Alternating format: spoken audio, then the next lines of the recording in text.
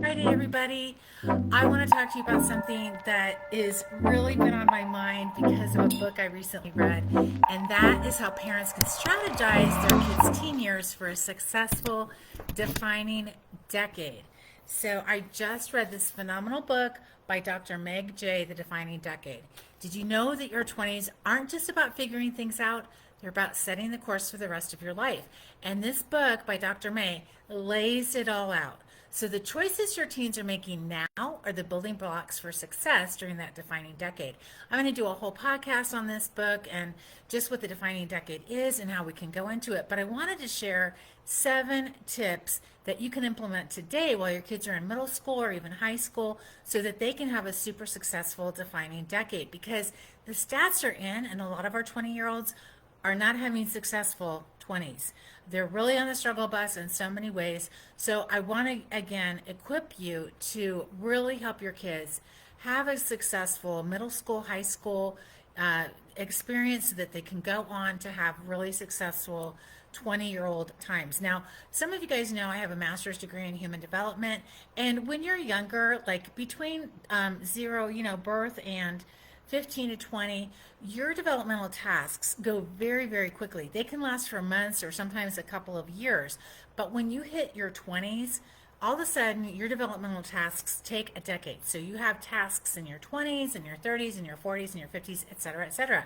And the 2 developmental tasks that are so important in your 20s are to establish yourself vocationally and to establish yourself familially. What does that mean? Well, setting yourself up vocationally means how are you going to pay for yourself? How are you going to pay for where you live and the kind of lifestyle you lead? Setting yourself up familially means how are you going to establish your own home with a spouse and children and all those kind of things. So really important decisions get made in your 20s, and the way we set that up is in our teens, right?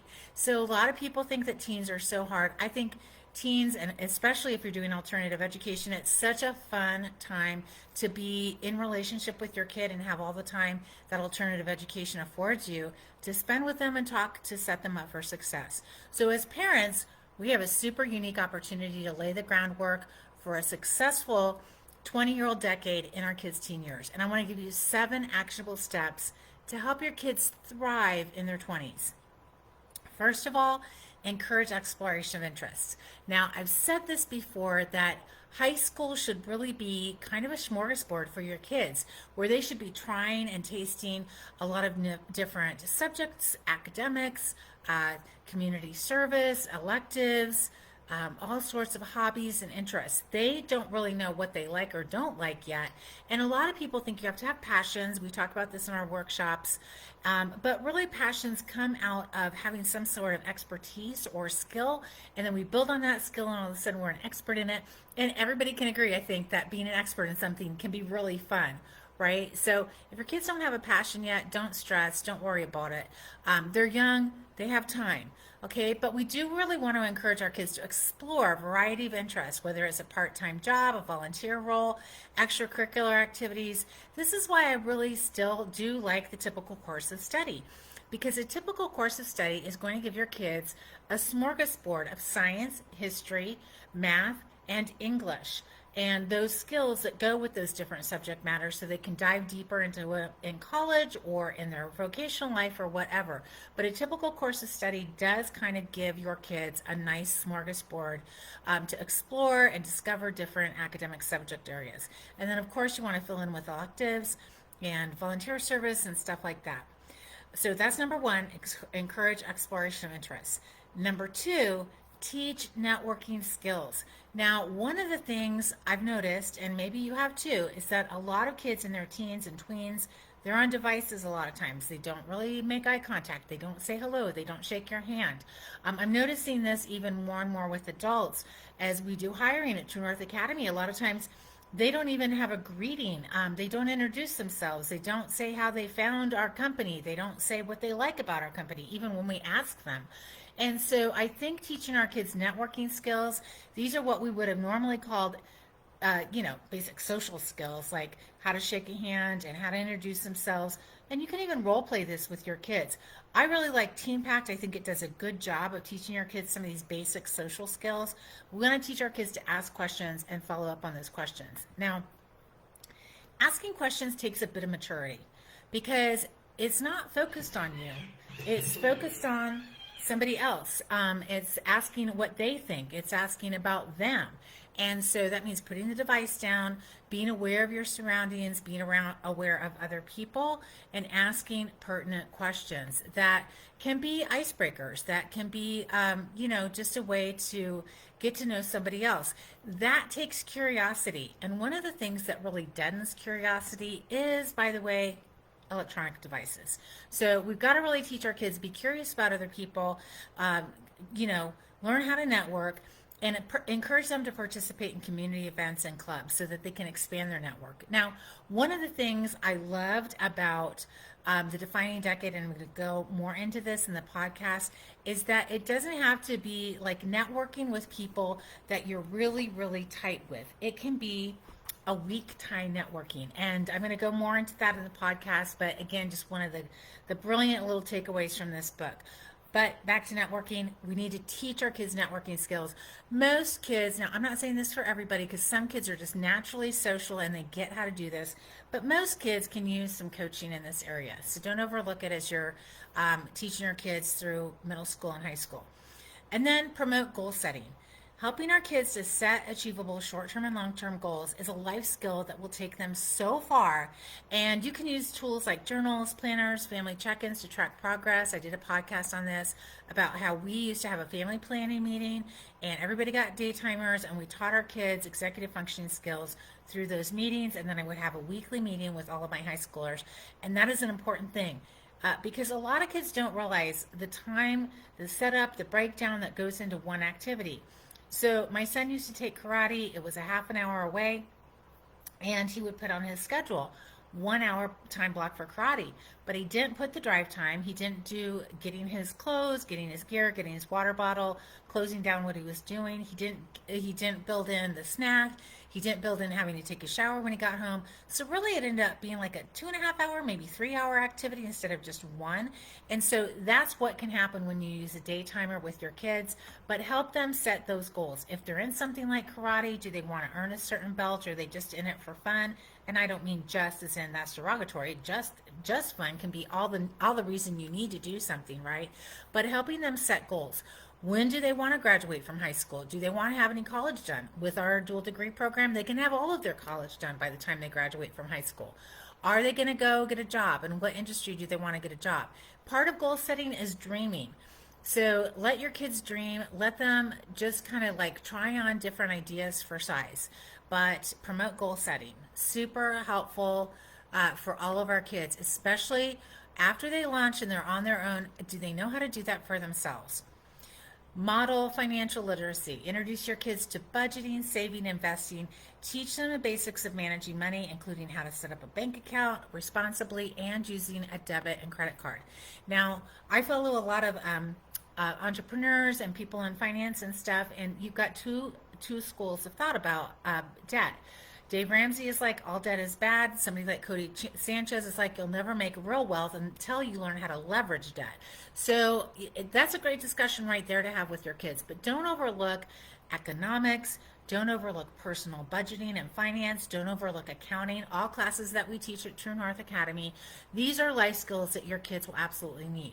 And understanding how to manage debt is so very important, especially as you have that conversation with them, or many conversations with them, about college.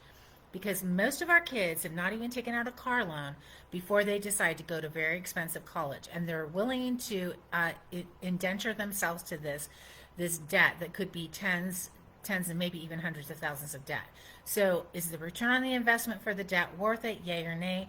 These are really important conversations and very important skills to teach your kids. Number 5, foster independence for your kids. Allow your kids to make decisions and experience natural consequences. Now, as parents, one of the things we want most of our kids is for them to succeed and not ever see them fail. I mean, it's so hard to see our kids failing, to see them making choices that we don't agree with vocationally, maybe even morally. That's one of the hardest things as a parent we can experience. but we have to allow our kids to fail because you don't learn without failure. That is just, it is intertwined. It is part of the deal. If you're going to learn, you're going to have failure, and we have got to allow our kids to foster independence, whether that means traveling, going to camps, managing their schedule, cooking meals, solving small problems, obviously, hopefully, before we allow them to solve big ones. Those skills build confidence and resilience. But being able to be independent, having failures, this is what helps our kids build resilience, helps them build grit. And believe me, we need some people with grit in this world, right? So fostering independence, supporting healthy relationships, talking openly about friendships, romantic relationships, their goals and dreams for family, what maybe some of your goals and dreams are for their family when they have kids, and how those relationships will work. Help them understand healthy boundaries and respect and what that looks like in all types of connections. Now, our kids have a lot of things coming at them from social media, and the research shows that our kids might have more in common with another teen in China than they do with their parents living in their own home because of social media. So if you think you're the most important influence in your kid's life, but they have a device, you are not. Okay, you're like number 3 or 4 on the list, and the only reason you make the top 5 is because you are lumped in with all other family. So your kids have a lot of influence in their lives going on right now, so you've got to really support healthy relationships because they're getting a lot of information that isn't really healthy, and you want to just help them manage that. And then help your kids, help guide them academically as they make academic and career choices. Do it with intention. You want to collaborate with your teen to choose classes, extracurricular, and experiences that align with their future goals. Now, I have worked with Olympic athletes over the years, and one of the things that really impresses me about Olympic athletes is their parents. And the reason why I say that is because their parents have been super intentional and have had the resources to be intentional and to fund the intentionality that they have for their kids. The couple of Olympic athletes that I've worked with, it's been a long day of talking, so sorry about that. I've worked with one gymnastics Olympic athlete, and her parents put her in gymnastics at 2 because she was so hyperactive. She was literally tearing her house apart. She was swinging from curtains. She was fearless. They put her in gymnastics. She's doing backflips at like 4 and 5 and stuff like that. So they had the wherewithal and the means to really support this, directing her energies in such a creative and constructive ways. So, and I worked with somebody whose kiddo was in golf too, and same kind of thing. They were very intentional about getting their kids started in certain things very early and just expecting that their kids would follow through. Of course, it's going to be helpful if your kiddo has some aptitude towards that thing. If they are just like kinesthetically not going to happen on the gymnastics floor or with the golf swing, maybe sports isn't the thing for them. But I worked with another student that, for one, he was a bowler, so he went around the world and bowled, and he had like tens of thousands of dollars in the bank from bowling. Crazy, right? But true. And then his mom was a biologist, and so she helped him develop a strain of tomato that he actually got a trademark or a patent for. I can't remember which, but such a cool thing, right? And so he had already gotten a full ride scholarship to Atlanta and State University, Georgia State. Yeah, Georgia State. And that was because his mom was very intentional about some of his career choices. And he obviously had some real aptitude towards it. He loved being in the lab. He loved developing. So that is one of the best things we can do to really help our kids to foster having a successful decade of being 20. So I'm going to just go over those really quickly again. Encourage exploration of interests, teach networking skills, promote goal setting, model financial literacy, foster independence, and support healthy relationships, and then guide academic and career choices intentionally. Now, I know a lot of people are going into alternative education or homeschooling, and they're like, I don't know what I'm doing. I just know that that situation my kids were in is not going to work out for us anymore. It's not happening. I'm pulling them out, and I'm going to figure this out as I go.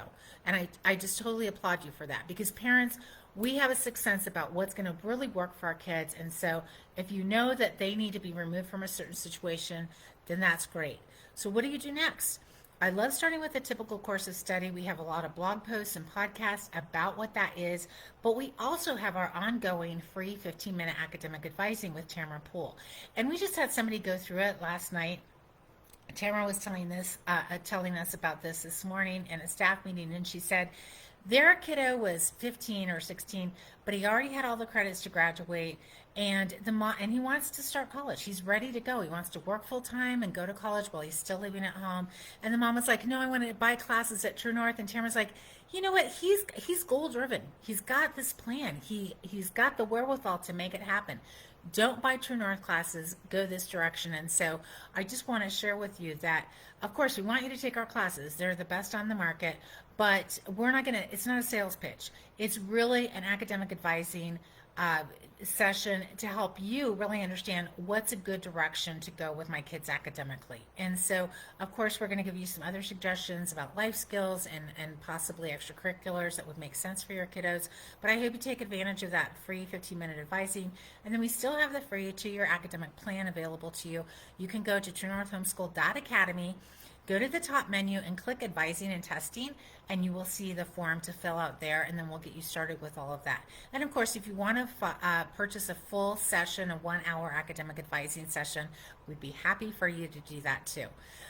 Before we go tonight, I know it's Friday, you guys. I hope you've had a great long week. We sure have here, and so we're excited about it being the weekend. Not gonna lie, but wanted to tell you about a really super exciting program we have that is new to True North this coming year, and that is our Core 4 bundle. Now, with the Core 4 bundle, it is math, science, English, history. And so we're going to still personalize it for you. You still get the bundle discount, but we're also adding in the performance series test as well as academic advising for you. So you're going to get academic advising, you're going to get a test, and you're going to get the Core 4 classes. Now, if you want to add on foreign language or other things, we're happy to do that for you too. With high school, we're working out a special deal with College Plus Genius so that we can add on ACT and SAT test prep class, self-paced test prep class. So super excited about that. And speaking of self-paced, go check out our self-paced classes. They've been super popular. We have pacing guides in there for you now. We do all the grading. It still goes on your grade report, so you don't have to take live classes with True North to take advantage of those self-paced classes. They're a lot of fun. So we have baking, we've got fitness, we've got a project management class, and we've got a lot more coming. You're going to be want to keep an eye on that tab on the website too, because we've got some really fun ones like positive psychology, human growth and development, influencers, podcasters. There's a list coming, so be sure to watch that tab. Okay, you guys, this is Lisa Nehring from True North Academy. I hope you've had a great week. Our registration is open for fall. In fact, it's been open for weeks now. And if you want a certain class, a certain section, day and time, order sooner than later. Some of our classes are filling. German 2 has been a hot class already, so is biology, chemistry, A&P, Latin 2, graphic design. Let us know if you have any questions. We'd love to talk to you about classes or help you with academic advising. And be sure and check out the podcast. We'll link it. But The Defining Decade, go get this book if you haven't heard of it yet. You can't see it in the glare, but super great book by Meg Jay, PhD. I'll talk to you guys later. Take care.